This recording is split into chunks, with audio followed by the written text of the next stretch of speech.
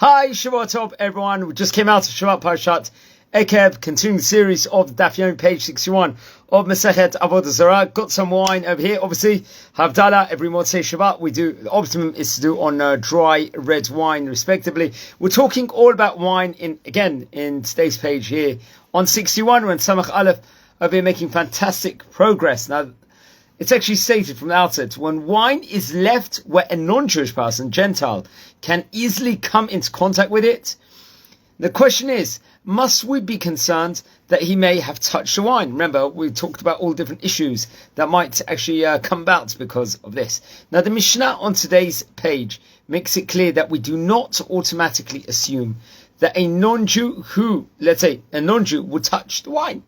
Who's to say that's for sure? In fact, according to the Mishnah, if a Jew prepared wine and it remained in a non-Jewish property, as long as there are Jews in the city and the wine is readily visible, let's just say, to the public itself, there's no concern at all. Even if there were no Jews in the city, a Jewish guard was, let's say, Yotzeh v'nichnas. This is someone that passes by occasionally to check things. And that is going to be sufficient in its own right. Now, the Gemara relates a story where there's going to be a Gentile, and he was found between the barrels in a place that contained kosher wine, and very interesting enough, that contained kosher wine. And Rabbah ruled that it would be treated like a thief were he to be found. We do not need to be concerned about the wine, though, over here. We assume that he would be afraid to touch it or take anything. If, however, over here, he would not be treated like a thief, then there is going to be a reason to worry about the wine that he might have touched. Now, in comes Rashi, another great commentator. He explains that the idea of being treated like a thief depends on a person. If he is someone who is weak and afraid of being accused and taken before the court, we can assume that he didn't touch the wine. According to the Ritva, another great commentator, we do not need to know that he will be brought up on criminal charges as a thief.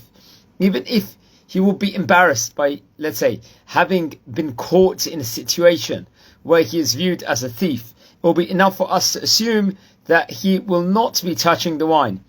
Now, very interesting, the Rabbah is going to weigh in, and he's going to quote the Geonim, the geniuses, as explaining that this is a case where there were barrels of wine belonging to Jews in one area and to non-Jews in another area.